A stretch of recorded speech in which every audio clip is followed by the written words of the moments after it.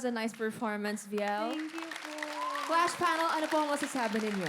Viel, thank you na nandito ka ulit to show who you are. You laid out your heart in front of everyone to showcase what your dreams really are. No matter how many chances life or God gives you, you always have to take it. So thank you for taking it. Thank you. Thank you din po.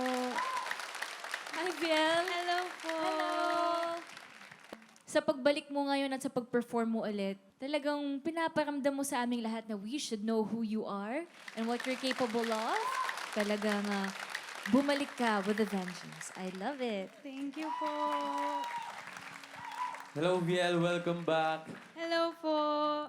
Alam mo, sobrang saya ko na nakabalik ka na buong-buo na yung boses mo kasi last na performance mo, nasayangan kaming lahat. Napaus ka noon. And ngayon, bumalik ka na buong-buo and sobrang confident. Pinatunayan mo sa amin na karapat-dapat ka dito sa The Clash Arena. Congratulations sa iyo, Viel. Maraming salamat, Clash panel. And thank you so much, Viel. Thank you po.